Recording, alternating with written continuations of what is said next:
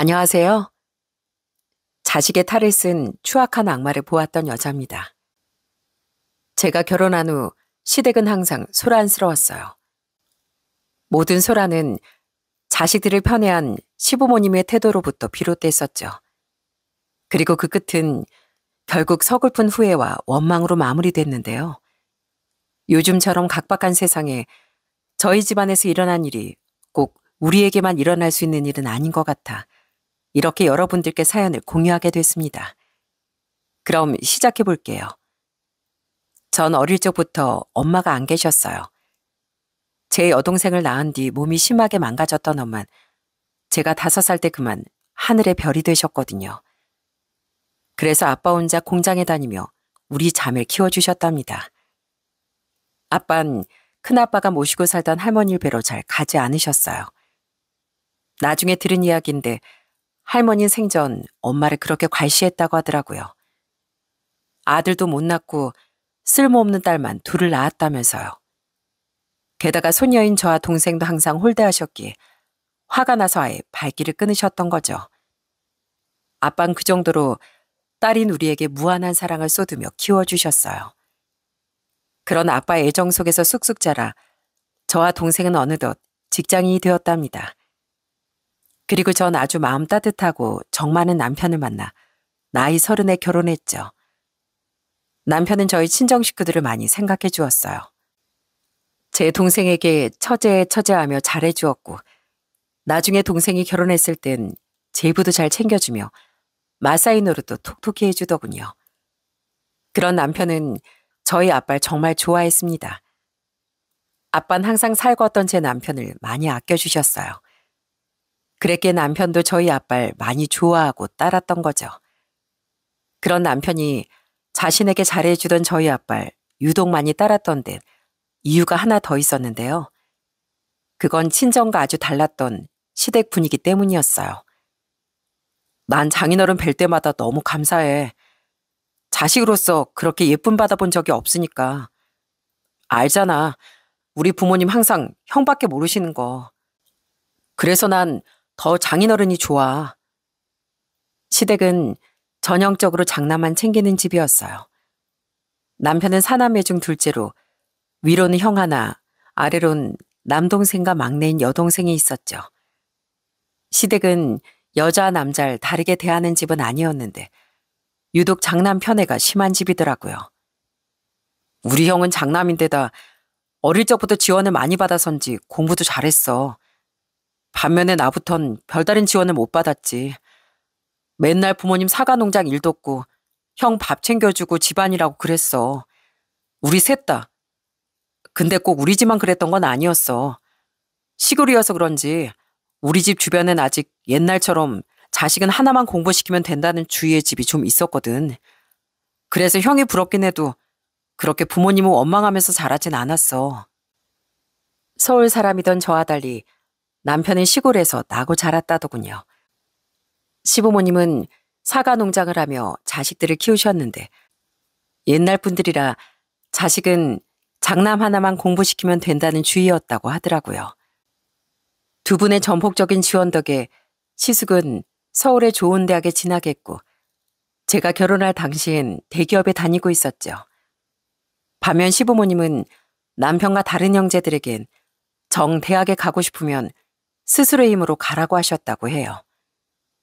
뭐 어차피 난 공부를 잘하는 편도 아니었으니까 그냥 고등학교 졸업하자마자 서울로 상경해서 취직했어. 나중에 좀 좋은 회사로 이직하고 싶어서 사이버대를 졸업하긴 했지만 남편은 고등학교를 졸업하자마자 중소기업에 취업했고 시동생은 아르바이트를 하며 공무원 시험에 도전한 끝에 공무원이 될 수 있었다더군요. 막내인 신우인 자기 힘으로 전문대를 졸업했는데 그때 남편도 좀 도움을 줬다고 하더라고요. 시댁에 돈이 없던 것도 아니었는데 그런 얘기를 들으니 너무하다는 생각이 들더라고요. 그러니까 시댁은 정말 먹을 거, 입을 거, 경제적 지원까지 모두 다 장남만 챙기는 집이었던 거예요. 사과 농장을 크게 하며 돈을 벌었던 시부모님은 시숙이 중견교회 다니던 형님과 결혼할 땐 경기도 수원에 5억짜리 집까지 해주셨다더군요. 반면 우리에겐 딱 3천만 원을 지원해 주셨죠. 부모가 자식한테 결혼자금 지원해 주는 거 그거 당연한 거 아니다. 그래도 최소한은 도와줄 테니 감사한 마음으로 보태 쓰거라. 우리에게 3천을 지원해 주며 시부는 무뚝뚝한 말투로 이렇게 말씀하셨어요. 우리도 사람인지라 시숙과 너무 다른 대우를 해주던 시부모님을 향한 씁쓸한 마음이 든 건 어쩔 수 없었어요. 하지만 3천도 큰 돈이었기에 우린 감지덕지한 마음으로 감사 인사를 드렸죠. 그래도 남편과 시동생 시누인 참 착한 사람들이었어요. 물론 서운한 마음은 많았을지언정 세 사람은 시부모님을 이해하려고 많이 노력했다고 하더라고요. 원래 우리가 어릴 땐 집이 많이 가난했었어. 아버지 어머니가 이악 물고 일하면서 농장을 넓히고 넓힌 덕에 이렇게 크게 집을 일으킬 수 있었던 거야.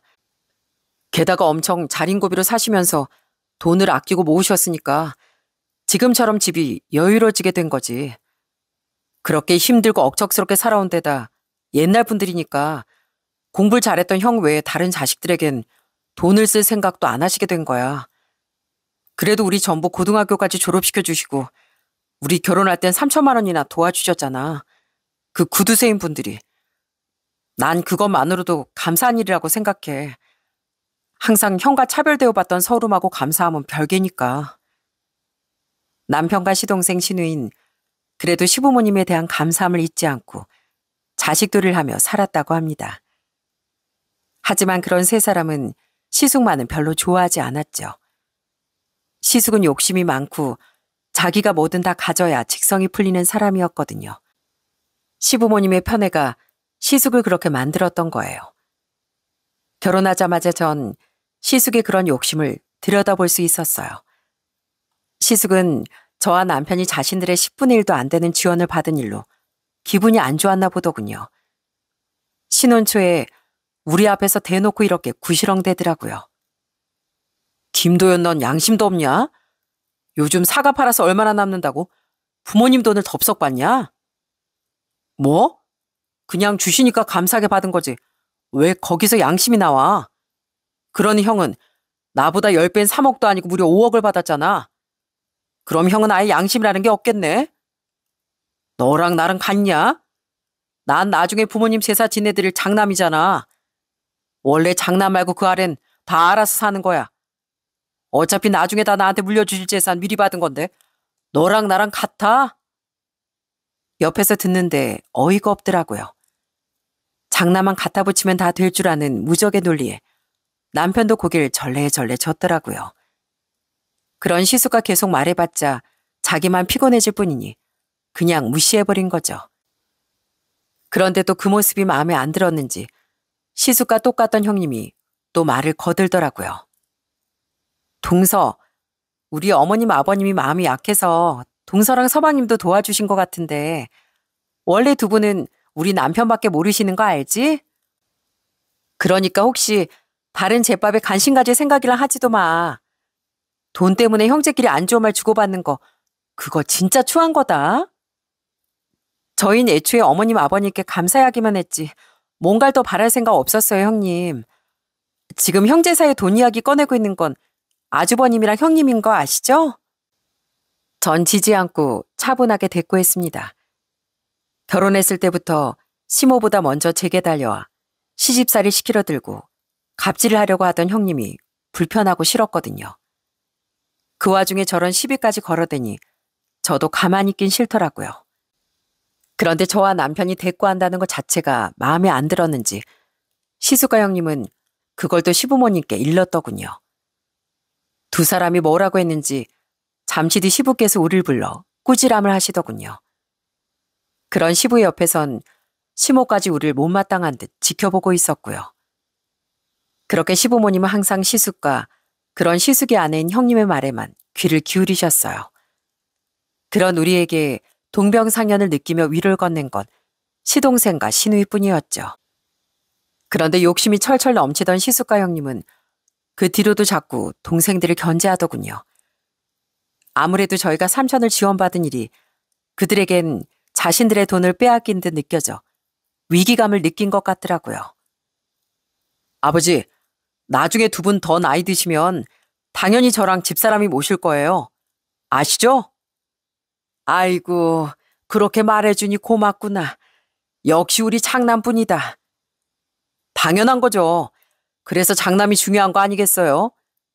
근데 아버지, 동생들한테 돈 주는 거 좀 조심하셔야 돼요.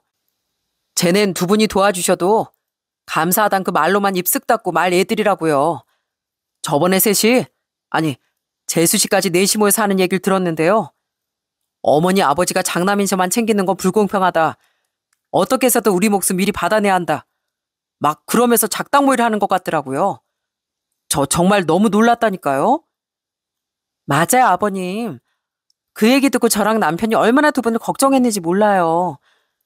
저희도 두 분 도움을 감사히 받긴 했지만 그렇게 두 분 재산을 호시탐탐 노리고 있지는 않은데 어쩜 그럴 수 있나 싶더라고요.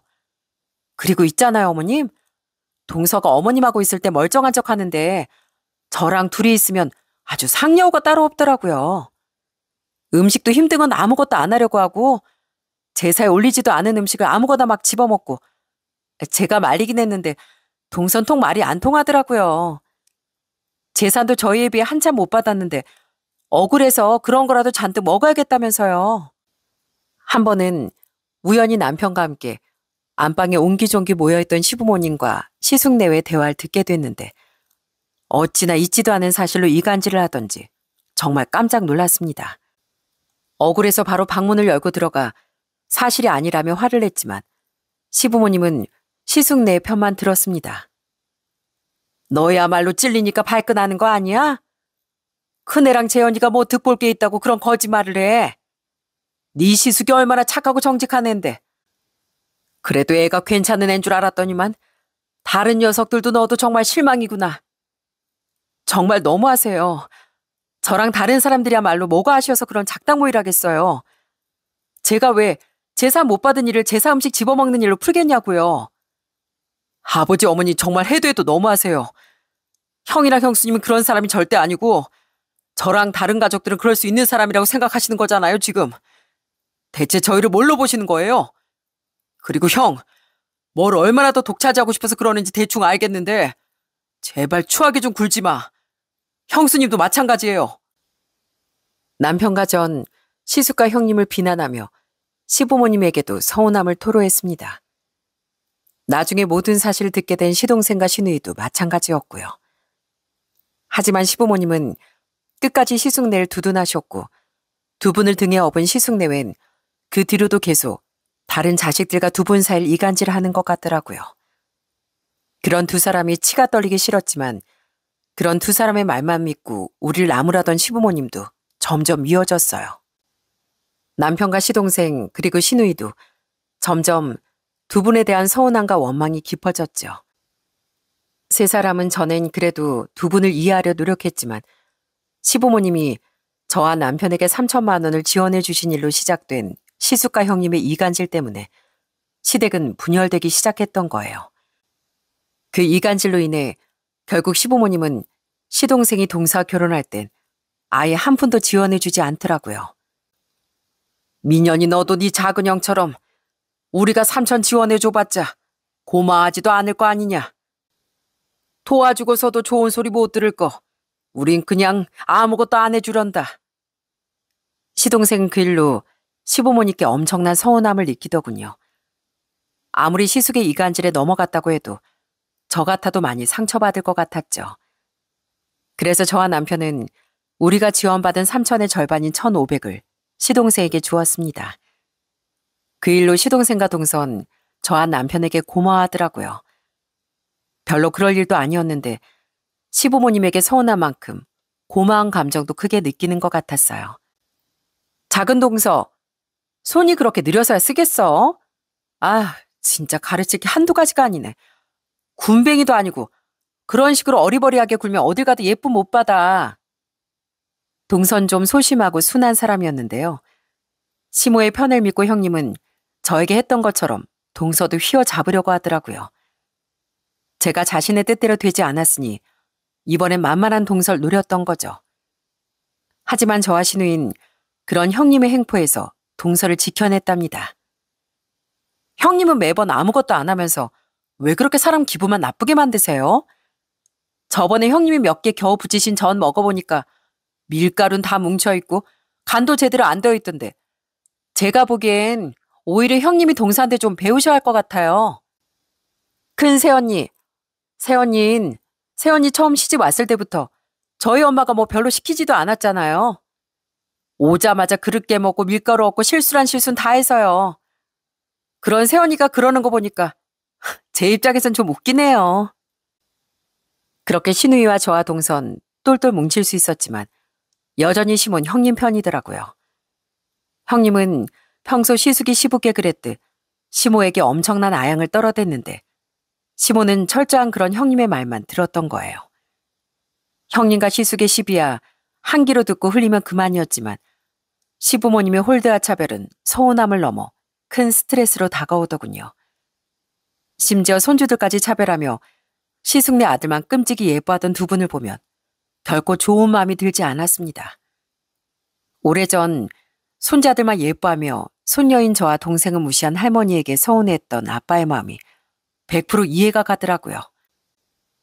그렇다고 두 분이 저나 시동생네 아이를 홀대할 것까지는 아니었기에 참을 수 있었지만 마음속 서운함은 커져만 갔습니다. 그렇다고 또 두 분을 안 보고 살기도 힘들었던 것이 결혼식 때 그래도 지원을 해주신 것도 그렇고 한 번씩 감사한 일이 생겼기 때문이었어요. 아이고 사돈어른, 사부인 여기까지 다 와주시고 이렇게 감사할 때가. 제가 결혼한 이듬해 제 동생이 결혼을 했는데요. 그때 시부모님은 시동생과 시누이와 함께 결혼식에 직접 참석해 주셨답니다. 저희 쪽엔 친척이 많이 없는 걸 제 결혼식 때 보고 아시곤 그렇게 신경을 써주셨던 거예요. 게다가 축의금도 따로 50만 원까지 해주고 가셨더라고요.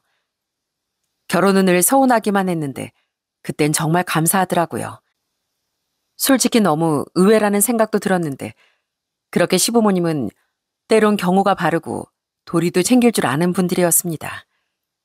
그리고 저희 아빤 동생이 결혼한 지 2년 뒤 갑자기 뇌질환으로 쓰러지셨는데요. 다행히 일찍 발견되어 스스로 거동하고 생활하실 수는 있었지만 제 걱정이 이만저만이 아니었습니다. 그때 남편은 고맙게도 먼저 적극적으로 저희 아빠를 모시고 살자고 말해줬죠.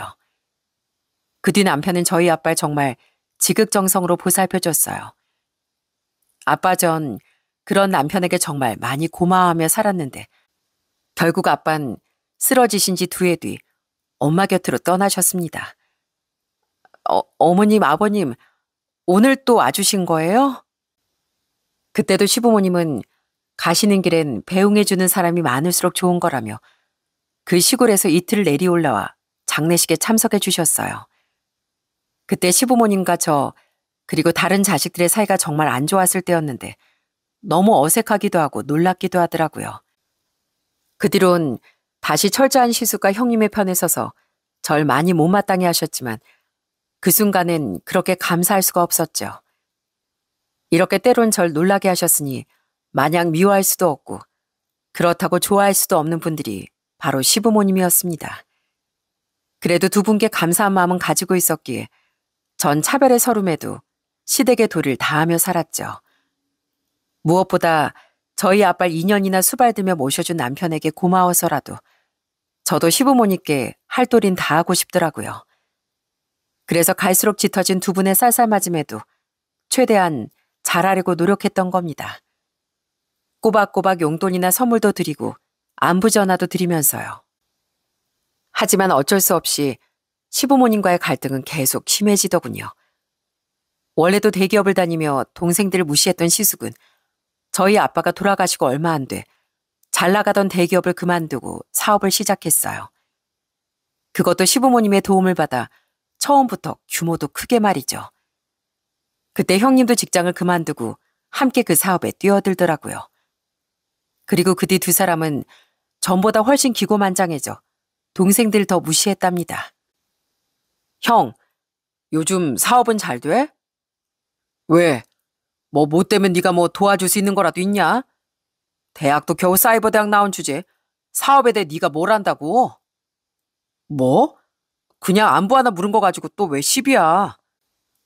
시비가 아니라 맞는 말 아니냐? 내가 사업 얘기를 너나 동생들한테 어떻게 하겠냐? 뭐 말이 통해야 대화도 하는 거지. 너네 혹시라도 나중에 나한테 들러붙어서 우리 회사에 취업시켜달라거나 그럴 생각하지도 마라. 급도 안 맞는 너희 같은 애들이 내 동생인 거 알면 직원들이 나랑 집사람을 얼마나 무시하겠냐? 형네 회사 다니게 해달라고 할 생각도 없고 우리 회사가 형네 회사보다 훨씬 좋거든. 대표 좀 됐다고 기고만장해지긴. 형은 진짜 갈수록 대화가 안 된다, 대화가. 어머, 서방님. 지금 그거 완전 자격지심인 거 알죠? 우리 남편이 뭐 틀린 말 한 것도 아닌데 무슨 대화가 안 된다고 그래요. 형님, 제 남편은 안부를 물은 건데 그걸 무시로 대답하는 시숙님이 먼저 말이 잘 통하지 않았던 거죠. 말은 똑바로 하셔야 되지 않겠어요? 대놓고 동생을 무시하던 시숙이나 똑같은 형님이나 정말 꼴도 보기 싫었습니다. 당연히 시부모님은 시숙네의 말에 한마디도 지지 않던 우리도 똑같이 시숙네와 갈수록 반목하던 시동생네와 시누이도 괘씸했죠. 그런 일이 갈수록 더 반복됐으니 시숙네를 제외한 다른 자식들은 갈수록 시댁에 발길을 하지 않게 됐습니다. 그냥 딱 기본적인 날만 챙기는 정도로 지내게 된 거예요. 아무리 두 분께 잘하려고 해도 시숙네의 말만 듣고 우리를 못마땅하게 여기는데 어떻게 호의가 계속 남아있을 수 있겠습니까? 그런데 제가 결혼한 지 7년 뒤 70대 초반이던 시모에게 갑자기 치매가 찾아오더군요. 명절에 갔는데 시부께서 시모가 치매 초기 판정을 받았다는 말을 해주시더군요. 이상함을 느낀 시숙네가 시모를 병원에 모시고 갔던 거죠. 시댁에 자주 가지 않았기에 시숙네를 제외한 다른 식구들은 시모의 증상을 알아채지 못했던 겁니다. 시숙은 우리를 향해 비아냥대더라고요. 니들이 자식이냐? 아니 어떻게 자식들 중에 어머니 치매 알아챈 게 나밖에 없어? 당연히 형이 제일 먼저 알아챘어야지. 어머니가 형만 얼마나 끔찍하게 생각하셨는데. 다들 시끄럽다. 이래서 자식놈들 낳아주고 키워줘도 아무 소용없다고 하는 거야. 아무리 우리가 재현이를 제일 예뻐했다고 해도 우리가 니들 밥을 굶겼냐? 학교를 안 보냈냐? 그렇게 다 키워줬으면 적어도 꼬박꼬박 찾아와서 자식 돌이냈어야지. 나쁜 것들 같으니라고. 내가 이래서 큰애네만 챙겼던 거다. 부모 생각해주는 건 장난밖에 없으니까. 아버님, 저희 정말 서운해요. 저희가 괜히 여길 뜨문뜨문 찾아왔나요? 와봤자 맨날 아주버님네만 챙기면서 저희한테 나쁜 소리만 하시니까 안 왔던 거죠. 저희도 서방님이랑 아가씨도 처음부터 두 분께 잘못했던 건 아니잖아요. 우리가 왜 그렇게 서운했는지 아는 분들이 저렇게 말하니 너무 서운하더군요. 그런 시부모님에게 감정이 상해 우린 굳이 시댁을 잘 챙기진 않았습니다. 그래도 가끔 시댁에 찾아가며 지켜보니 시모의 치매가 유독 진행 속도가 빠르더라고요. 시모와 금술이 굉장히 좋았던 시부는 그런 시모를 보며 많이 힘들어하셨고요. 그렇게 두 해쯤 흘렀을 때 시모는 집과 마당 사이 있는 계단에서 굴러 크게 다치셨어요. 나이 때문에 뼈가 약해진 상태여서인지 부러진 뼈가 잘 붙지 않아 거의 한 달을 병원 신세를 지셔야 했죠. 그리고 그 뒤부터 급속도로 치매가 더 심해지시더군요. 그렇게 1년이 지나자 시모는 사람도 종종 알아보지 못하고 판단력도 많이 흐려지셨답니다. 혼자 외출시키는 일은 절대 꿈도 꾸지 못했고 시부는 시모만 집에 두고 외출조차 하기 힘들어지셨어요. 그때 원망보단 시부모님을 걱정하는 마음이 다들 컸었는데요. 시모를 요양병원에 모시자고 해도 시부는 절대 안 된다며 눈물을 보이시더군요. 평생 나만 믿고 살던 사람인데 어떻게 아프다고 그 외로운 곳에 떼어놓냐. 내가 돌볼 거다. 난 절대 니들 엄마 그런데 못 보내. 그렇게 시부께서 시모를 요양병원에 보내길 2번 정도 거절하셨을 때 선뜻 시숙네가 2분을 모시겠다고 나서더라고요. 솔직히 맨날 가식만 떨 줄 알았지. 실제로 2 사람이 효자효부라고 생각한 적 없었던 우린 많이 놀랐습니다. 아버님, 그럼 제가 맏며느리니까 2분은 저희가 모시고 살겠습니다. 저희가 결혼할 때 받은 것도 많잖아요. 언젠간 당연히 두 분 모시려고 했는데 그때가 바로 지금인가 봐요. 맞아요, 아버지. 농장하고 이 집 다 정리하고 저희 집으로 같이 가요. 아예 두 분 집 한 돈을 좀 더 보태서 넓은 집으로 이사하면 두 분 지내시기도 더 편할 거예요. 어머니도 아버지도 이제 평생 저희가 극진히 모실게요. 정말이냐? 고맙다. 역시 재현이랑 큰애 니들밖에 없구나. 시숙은 시댁을 판 돈을 보태 더 큰 집으로 이사해 합가하자는 말을 했습니다. 시모 때문에 마음이 많이 힘든 상태였던 시분 감동의 눈물까지 흘리셨죠. 거기까진 그래도 다행이다고 생각했는데요. 거기서 또 시숙이 자기 동생들을 향해 이렇게 이죽대는 겁니다. 야, 니들 어차피 내가 두부 모시려고 했다지만 어떻게 나 말고 한 놈도 두부는 모시겠다는 녀석이 없냐? 니들 그런 싹수를 알아보고 두 분이 진즉부터 나만 챙기셨던 거야. 어떻게 받은 게 적다고 자식으로서 효도할 생각도 안 하냐? 인간이 좀 되라 이것들아. 그래, 재현이 네 말이 맞다. 나쁜 것들. 니들이 재현이 팔끝만큼이라도 해서 봐라. 이래서 사람들이 장남장남 하는 데는 다 이유가 있는 거야. 니들한텐 앞으로 우리 재산 한 푼도 안 주고 다 우리 재현이만 줄 거다. 부모를 돈으로만 보는 고얀 것들. 그런 시숙의 말에 시분 울어서 벌개진 눈으로 우리를 향한 비난을 퍼붓더라고요. 그땐 정말 너무 화가 나고 분통이 터졌습니다. 너무 억울하더라고요. 그 홀대를 받았어도 저도 남편과 다른 형제들도 최대한 도리를 한다고 했는데 돌아오는 건 그런 말들 뿐이었으니까요.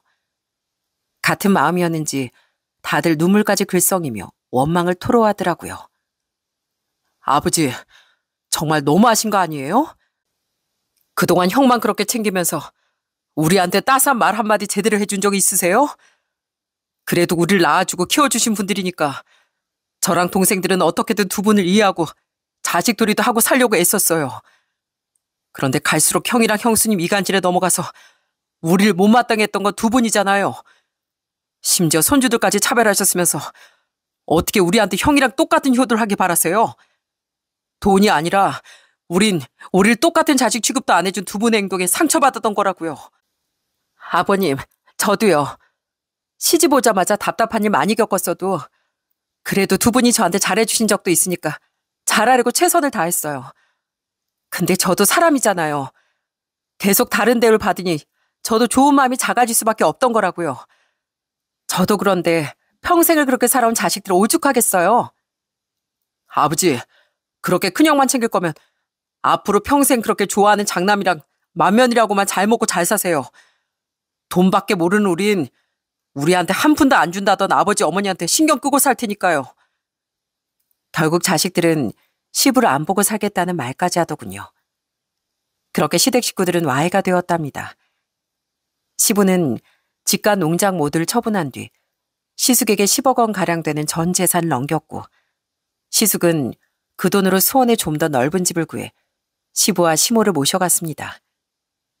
그 뒤 우리와 시동생 그리고 시누인 시부와 연락 한 동 안 하고 살기 시작했죠. 저도 저지만 그래도 부모님이니 세 사람 모두 시부모님이 걱정되긴 했을 겁니다. 하지만 그 걱정을 이길 만큼 마지막 날 터진 세 사람의 울분이 엄청났던 거죠. 그렇게 우린 시부와 연락하지 않으면서도 불편한 마음으로 8개월이란 시간을 보냈네요. 그러던 어느 날 전 한밤중에 울리던 휴대폰을 보고 깜짝 놀랐어요. 그곳엔 8개월 만에 제게 전화를 건 시부의 휴대폰 번호가 떠 있었거든요. 전 대체 오밤중에 제게 무슨 일로 전화를 거셨나 싶어 조심스레 전화를 받아봤어요. 그리고 들려온 시부의 목소리에 화들짝 놀라고 말았죠. 여보세요? 둘째야, 잘 지냈니? 아, 네. 근데 아버님 우세요? 왜요? 무슨 일 있으세요? 나 너무 무섭구나. 나 재현이랑 큰애미한테 다 속은 것 같다. 내가 너무 서러워서 전화했다. 시부는 아주 서럽게 울음을 터뜨리며 이런 말을 하시더라고요. 침대에 누워있던 남편과 전 깜짝 놀라 통화를 스피커폰 모드로 바꾼 뒤 계속 시부의 말을 들어봤습니다. 대체 그게 무슨 말씀이세요? 나랑 네 시애미를 지극정성으로 부양하겠다는 말, 그거 다 거짓말이었다. 우린 이 집에서 걔네가 키우는 화분만도 못한 푸대접을 받고 있어. 밥도 제대로 안 주고 내가 배고프다고 하면 먹고 쌀 줄밖에 모르는 노인네라며 대놓고 욕설을 해대더구나. 네 시숙도 큰애도 둘 다 나나 네 시애미한테 욕설하고 막말은 갈수록 당연하게 하더라고. 네? 아니 정말 두 사람이 그랬다고요? 그래. 원래 주기로 한 매달 용돈도 한 푼도 안 주고 몇 번은 자기들은 옆에서 고기 구워 먹으면서 나랑 네 시애미한테 물에 밥만 말아줬어. 김치랑 같이. 그리고 우리한테 받은 돈으로 지들끼리 해외여행 가고 제주도 여행 다녀오면서 우리한테 10,000원짜리 한 장도 안 주고 갔다. 그럴 때마다 집에 먹을 게 없어서 밥이나 라면만 꾸역꾸역 먹은 것도 한두 번이 아니야. 평소에도 조금만 많이 먹으면 어찌나 구박을 하든지. 채에서 구역질을 하면 더럽다고 또 비난하고. 나 정말 사는 게 아니다. 정말 경악했습니다. 이야기를 들어봤더니 시숙과 형님은 딱 시부모님의 돈만 노린 거더라고요. 두 사람은 그래도 처음엔 두 분을 잘 모시는 척이라도 했다더군요. 하지만 점점 본성을 드러내며 두 분의 식사도 잘 챙겨주지 않고 약속했던 용돈도 주지 않았다네요. 당연히 시모의 치매 수발은 간병인도 부르지 않아 시부의 차지였고 치매가 심해진 시모가 실수라도 하면 바로 욕설을 날렸다고 했죠. 내가 참다 어떻게 이럴 수 있냐고 화를 냈더니만 글쎄 걔네가 뭐라고 했는 줄 아니? 자기들이랑 살기 싫으면 언제든 나가라더구나. 그래서 내가 준 돈 도로 내놓으라고 했더니 이미 많이 쓰기도 했고 증여해준 돈을 어떻게 뺏어갈 거냐면서 한 푼도 못 준다고 하더라고. 그러니까 무일폰으로 쫓겨나기 싫으면 자기들 대신 집안일도 다 하고 조용히 하고 살라면서 윽박질렀어. 어차피 다른 자식들은 다 우리 손절했는데 우리더러 갈 데가 어디 있겠냐면서 말이야. 돈 없고 힘없는 내가 거기서 뭘 할 수 있었겠냐. 그럼 다른 자식들한테 전화해서 알리기라도 하셨어야죠. 그걸 8달이나 참고 사셨어요? 마지막으로 봤던 날 너희한테 불효자라느니 고해한 것들이라니 하는 말을 했는데 내가 어떻게 그럴 수 있었겠니. 내가 재현이랑 큰애에 대해 단단히 착각하고 있었다는 걸 뒤늦게 깨닫고 후회했지만 도저히 미안해서 너희한테 연락할 수가 없었다. 그런데 오늘은 너무도 서러워서 이러다 나뿐 아니라 네 시애미까지 더 큰일 나겠다 싶어서 그래서 용기를 냈던 거다. 그래도 둘째 네가 원래 나랑 네 시애미를 많이 생각해 줬었던 게 기억나서. 그날도 시숙과 형님은 시부모님을 무일푼으로 내버려 둔 채 조카만 데리고 국내 여행을 떠났었다더군요. 그런데 그날은 집에 쌀까지 떨어져 시부모님은 아침 한 끼를 드신 뒤 그때까지 아무것도 못 드셨다고 하더라고요. 그렇게 너무 서러운 마음에 혼자 흐느껴 울던 시부는 용기를 내어 제게 전화를 걸었던 겁니다. 크게 놀란 저와 남편은 옷을 입고 바로 시숙의 집으로 달려갔어요. 그리고 누리에게 문을 열어준 시부와 방에 힘없이 누워있던 시모를 보고 경악하고 말았죠. 아버지, 어머니, 대체 꼴이 이게 뭐예요? 시부모님은 고작 8달 만에 너무 앙상해진 상태더군요. 남편은 그런 두 분의 모습을 보자마자 울음을 터뜨렸고 저도 끝내 눈물을 참지 못했죠. 시부는 그런 우리 앞에서 고개를 푹 숙인 채 서럽게 흐느끼셨어요. 내가 바보였다. 정말 돈밖에 몰랐던 건 네 형이랑 형수였어. 장남이 최고인 줄 알고 살던 우린 그 둘의 가식에 어리석게 속아 넘어갔던 거야. 너희한테 정말 미안하다. 내가 정말 염치가 없구나. 집을 뒤져봤더니 정말 먹을 걸 찾아보기도 힘들더군요. 배달 용기만 잔뜩 쌓여있는 걸 보니 시숙아 형님은 평소에도 뭘 해먹기보단 배달을 많이 시켜 먹은 것 같더라고요. 그랬으니 냉장고에 더더욱 먹을 게 없었던 거죠. 우린 얼른 시부모님을 모시고 그 집에서 나왔습니다. 그리고 그 집에서 나오기 전 남편은 분노에 차서 골프채로 집안 거울을 모조리 산산조각 내버리더라고요. 내가 이 자식 절대 가만 안 둘 거야. 어떻게든 아버지 돈 다 찾아와서 알거지 만들 거라고.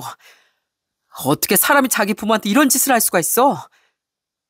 그런 남편의 마음이 100번, 1000번 이해가 되었어요. 아무리 우리에게 숱한 서름을 주셨다고 한들 그래도 부모님이었으니까요. 다음날 뒤늦게 소식을 듣고 달려온 시동생 네와 시누이도 앙상해진 두 분을 보고 오열을 멈추지 못했죠. 고작 이렇게 사시려고 그동안 장남하셨어요? 그렇게 저랑 오빠들이 뭘 했어요?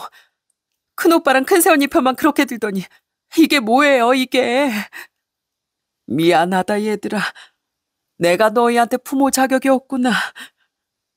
남편이 시숙에게 전화를 걸어 욕짓거리와 함께 분노를 퍼부었어요. 시부모님을 우리가 모시고 왔다고 말하면서요. 형이 인간이야? 몸무게 재보니까 아버지랑 어머니 몸무게가 말도 안 되게 빠졌더라. 어떻게 10억씩이나 받아갔으면서 부모님을 저 모양 저 꼴로 만들어? 심지어 두 분한테 욕설까지 하고 집안일까지 시켰다며. 내가 형네 집 거울 다 깨부수고 왔어. 사람 같지도 않은 형이랑 현수 면상이 눈앞에 없어서 거울이라도 깨버리고 왔다고. 뭐? 아, 진짜 미쳤냐 너? 그리고 넌 벨도 없냐? 아버지가 그렇게 서럽겠는데 그 전화 한 통에 바로 달려가게. 평생 홀대받고 살았으면서 아직도 남은 효심이 있냐? 착한 척하지 말고 그냥 너 신경 꺼. 없다. 어쩔래? 나도 민현이랑 다현이도 최소한 우리를 낳아주고 키워주신 두 분에 대한 감사함 잊지 않고 있어. 하물며 우리 집사람조차 아버지께 감사한 마음 남아있다고 하는데 형이랑 형수 뭐야? 그렇게 가식을 떨면서 장남노로 잘하고 살 거라고 하더니 니들은 사람도 아니야. 내가 형이랑 형수 절대 가만 안 둘 거야. 빨리 아버지 재산 다 안 내놔? 싫은데 이미 우리한테 다 주신 돈을 우리가 왜? 시숙은 아주 얄밉게 비꼬며 시부를 모셔갈 테면 모셔가되 돈은 한 푼도 줄 수 없다고 하더라고요. 옆에서 듣던 전 열이 받아 소리를 쳤어요. 아주버님, 저예요. 아주버님이 잊고 있는 게 하나 있는데 아주버님 전에 아버님께 효도계약서 쓰셨다면서요? 제가 인터넷을 좀 찾아보니까 그거 충분히 공증까지 받아서 법적 효력이 있다고 하던데요. 어차피 우리가 그걸로 소송 걸면 아주버님 그 돈 토해내게 돼 있어요. 아, 그거요? 예, 어디 해보세요. 아무리 저한테 서운하다고 해도 장남이라면 끔뻑 죽는 우리 아버지가 나한테 소송을 걸 수 있을 것 같아요? 전날 시부께 듣기로 실은 시부께서 시숙네 들어갈 때 효도계약서를 받으셨다고 하더군요. 그리고 주변에 물어물어 공증까지 받아놓으셨다고 하더라고요. 주위에서 요즘 효도계약서 쓰는 게 유행이라는 말을 듣고 시부는 그래도 그런 대비를 해놓으셨던 거예요. 남편과 읽어보니 그 계약서엔 시숙네가 시부와 치매 걸린 시모를 극진히 모시고 다달이 넉넉한 용돈도 드리겠다는 내용이 똑똑히 써있더군요. 시숙과 형님은 명백한 계약 위반을 했던 거죠. 하지만 시숙은 자신을 그렇게 아끼던 시부가 그 계약서로 자신에게 뭘 할 거라는 생각은 하지 않았던 겁니다. 자기 부모를 아주 우습게 알았던 거죠. 이후 전 시부께 당장 소송을 걸자고 말했습니다. 하지만 그렇게 말하면서도 남편도 저도 걱정했었어요. 혹시 시부께 아직도 장남에 대한 미련이 남아있을까 봐서요. 하지만 다행히 시숙에 대한 시부의 실망과 배신감은 엄청났더라고요. 결국 시부는 우리의 도움을 받아 시숙에게 소송을 걸기로 결심하셨답니다. 우린 유능한 변호사를 알아본 뒤 상담을 받고 증여계약 해제 소송을 걸었어요.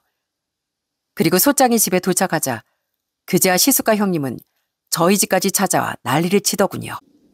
아버지, 아무리 저희한테 서운하셔도 그렇지 진짜 자식한테 소송을 거시다뇨. 너무하신 거 아니에요? 시끄럽다. 네가 약속대로 나랑 네 엄마를 잘만 모셨어도 이런 일 없었을 거 아니야. 넌 자식을 포기했으면서 어디서 감히 부모한테 부모 도리를 바래. 아이 진짜. 아버지, 그러지 말고 소송 취하해 주세요. 제가 잘못했어요. 아버님, 저희가 잘못했어요. 저희가 두 분 돈만 노린 게 아니라요. 갑자기 큰 돈이 생기니까 너무 들떠서 잠깐 두 분께 소홀해졌던 것뿐이에요. 하지만 시부가 뜻을 바꿀 생각이 없어 보이자 그제야 말도 안 되는 소리를 하며 싹싹 빌더라고요. 저와 남편은 그 가증스러운 인간들에게 이렇게 소리치며 쫓아냈죠. 세상에서 제일 추하고 구질구질한 인간이 돈 때문에 태도를 손바닥 뒤집도 바꾼 인간이야. 형하고 형수가 딱 그 꼴이네. 내가 형 절대 용서 못한다고 했지? 두고 봐. 어떻게든 소송에 이겨서 아버지 재산 다 되찾아 드릴 테니까. 낳아주신 부모님에 대한 은혜를 저버리는 것만큼 배은망덕한 것도 없는 거랬어요. 두 사람 다 평생 이번 일에 대한 업보 치르면서 살아야 할 거예요. 나가요, 당장. 그렇게 우리가 물러서지 않자 시숙과 형님은 변호사를 고용해 우리와 맞붙기로 했더군요. 그 둘은 치매에 걸린 시모와 더불어 시부까지 노망나 헛소리를 한 거라고 주장하더라고요. 우린 시숙과 통화했던 내용과 급속도로 살이 빠졌던 시부모님의 건강 변화를 증거로 내세웠는데 뭔가 중요한 한 방이 없더라고요. 너무 열이 받아 우린 시숙네에 쳐들어가서 따졌습니다.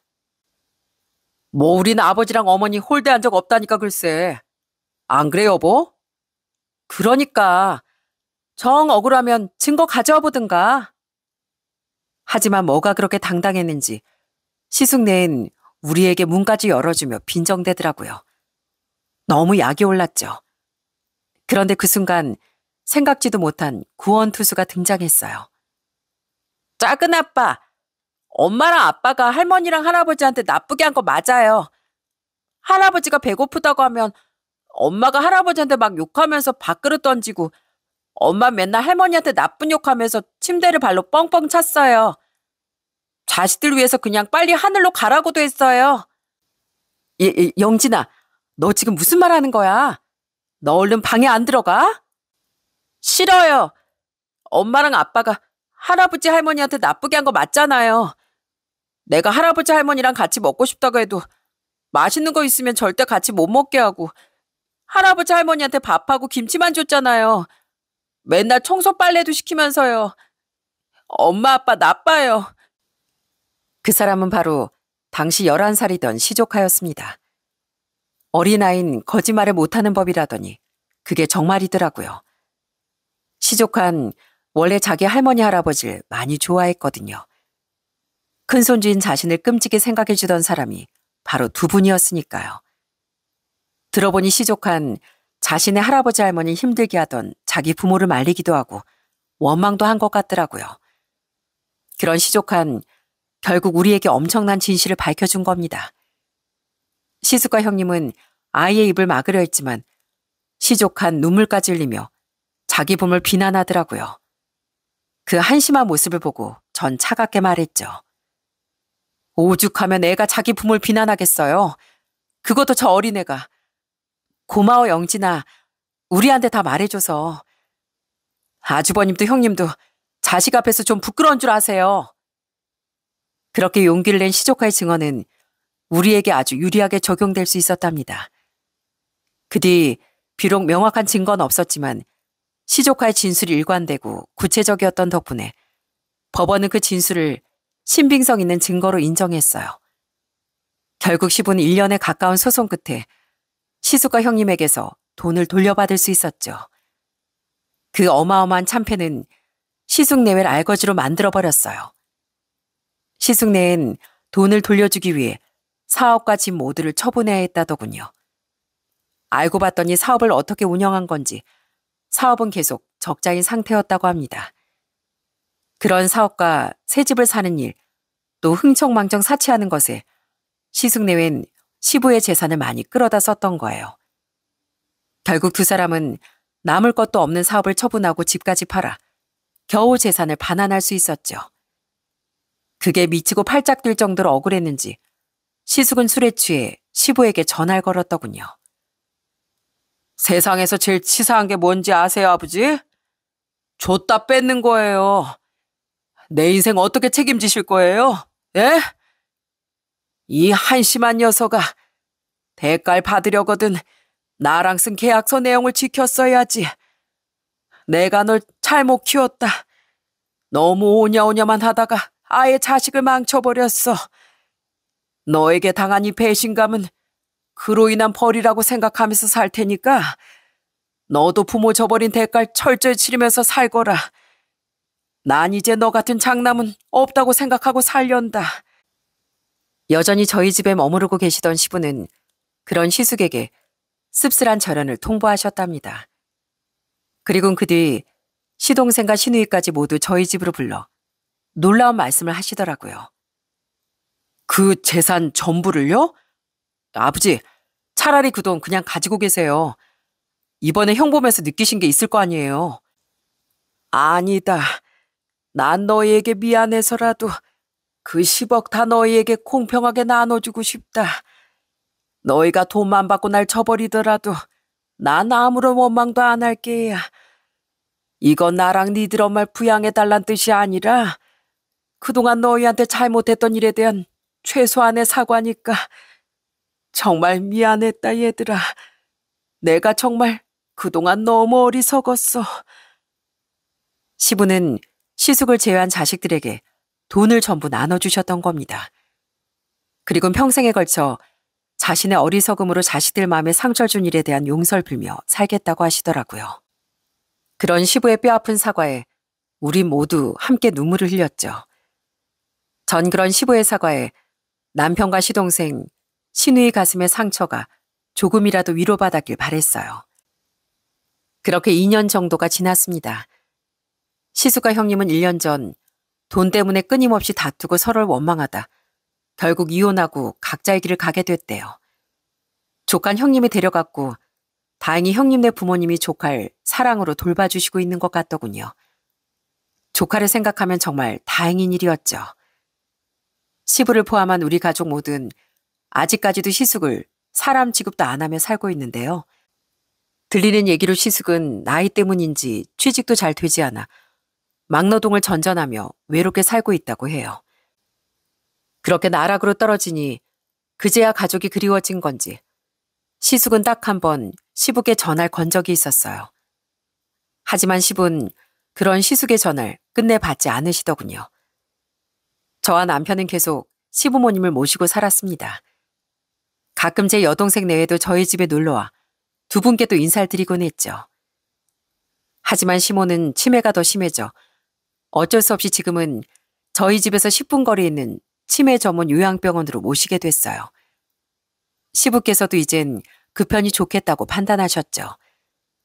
시동생 내와 시누인 아직도 볼 때마다 자신들에게 사과하시는 시부에 대한 서운함이 많이 사라졌다고 합니다. 그건 저와 남편도 마찬가지였기에 시숙을 제외한 우리 모두는 평화를 되찾고 그렇게 화목하게 잘 지내고 있네요.